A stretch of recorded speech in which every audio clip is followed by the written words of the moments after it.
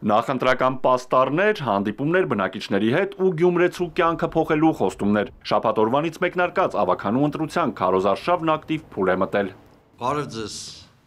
հարգելի լրագրողներ։ Դեմոկրատական այլընտրանք կուսակցությունը նախընտրական ցուցակի առաջին 3 համարի ու կուսակցության նախագահի ասուլիսով է ազդարարում Քարոզ Արշավի մեկնարկը։ Քարոզ Արշավը մենք պատկերացնում ենք ինտերակտիվ, այսինքն բացի նշանակված հանդիպումներից շատ ակտիվ լինելու ենք բակերում, բոլոր բակերում, փորձելու ենք ցանկացած գյումրեցու հասանելի դարձնել մեր ծրագիրը, մեր մոտեցումները։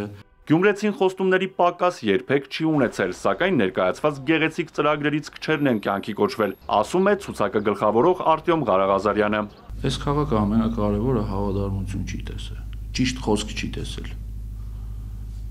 Գյումրեցին այդ պիտի տեսնի մեզ։ Գյումրեցու տարդ ու ցավի մասին մտածողներն են քիչ եղել է ժամանակներ, որ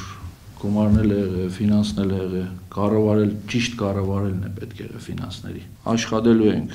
կոնկրետ մեր քաղաքի շահերի համար, մեր ծրագրերը մեր քաղաքի շահերին կվերաբերվի։ Արտահերտ ընտրություններին դեմոկրատական այլընտրանքը մասնակցում է արդյունք ստեղծող, արարող, Գյումրիի եւ Գյումրեցու բոլոր խնդիրներին քաջածանոթ 23 հոգանոց թիմով։ Կարելի է շատ կարճ սեղմ ժամանակահատվածում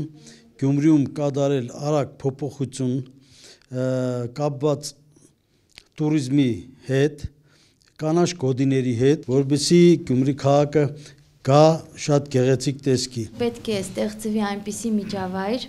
որ մեր քաղաքացիները ցանկացած աշխարհի ցանկացած քաղաքներում սովորելուց հետո հետ վերադառնան Գյումրի եւ պետք է ամեն ինչ անենք, որ Գյումրին չդառնա ծերացող քաղաք։ 2026-ի համապետական ընտրություններին ընդառաջ իշխանությունն ամեն ինչ անելու է Գյումրիում հաղթանակի հասնելու համար։ Արդեն վարչական ռեսուրսի չարաշահման դեպքեր կան, ասում է Սուրենյանցը։ Օրինակ առողջապահության նախարարի ժամանումը Գյումրի։ Այդ երբ Գյումրիի քաղաքապետը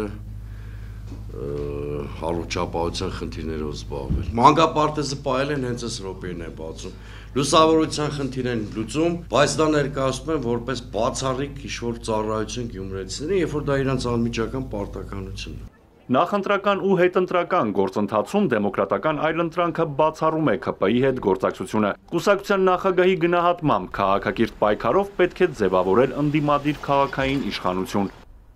Արթուր Հակոբյան, Հարություն Հովսեփյան, Էպիկենտրոն։